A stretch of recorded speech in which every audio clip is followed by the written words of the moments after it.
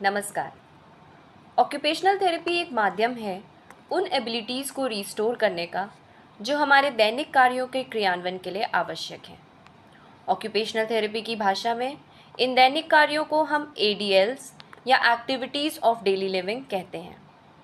Occupational therapy में activities of daily living को दो भागों में विभाजित किया गया है, बीएडीएल्स और आईएडीएल्स।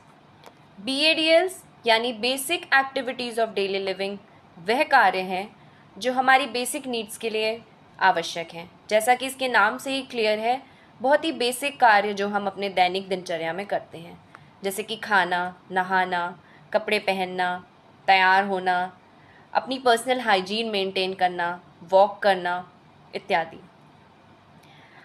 वहीं आईएडीएल यानी इंस्ट्रूमेंटल एडीएल्स थोड़ी कॉम्प्लेक्स एक्टिविटीज़ हैं और आमतौर पे इन एक्टिविटीज़ में कोई टूल या कोई इक्विपमेंट या कोई सामान यूज़ होता है। आईएडीएल्स के एग्जाम्पल हैं जैसे मील प्रिपरेशन, शॉपिंग करने जाना, फ़ोन पर बात करना, ट्रांसपोर्टेशन यूज़ करना, अपनी मेडिसिन्स को हैंडल करना या फिर लॉन्ड्री मैनेजमेंट करना। ये सारे एग्जाम्पल हैं आईएडीएल्स के, जो कि थोड़ी सी कॉम्प्लेक्स ज़्यादा होती हैं basic activities of daily living से। ऑक्यूपेशनल थेरेपिस्ट पहले इवैल्यूएट करते हैं, असेस करते हैं इंडिविजुअल की कंडीशन का और उसकी एक्टिविटीज़ ऑफ डेली लिविंग का, कि उसको किस एक्टिविटी में क्या प्रॉब्लम हो रही है, कौन सी एक्टिविटी ऐसी है जिसमें उसको किसी असिस्टेंस की ज़रूरत पड़ सकती है, कौन सी एक्टिविटी ऐसी है जो बिना किसी असिस्टेंस के परफॉर्म की जा सकती है, और कौन सी एक्टिविटी ऐसी है जो इंडिविजुअल के द्वारा नहीं हो सकती है। Occupational therapists also help individual to focus on what they are capable of doing rather than what they cannot do.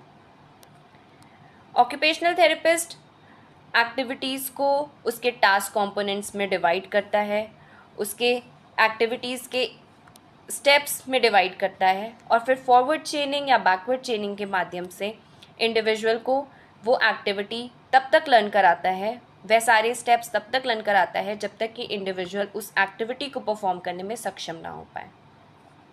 यदि आपको आपकी एक्टिविटीज़ ऑफ डेली लिविंग करने में कोई समस्या है या आप उसके किसी एक स्टेप में अटके हुए हैं, तो आप अपने ऑक्यूपेशनल थेरेपिस्ट से संपर्क कर सकते हैं और जान सकते हैं कि वह किस तरह से आपकी मदद कर सकते हैं।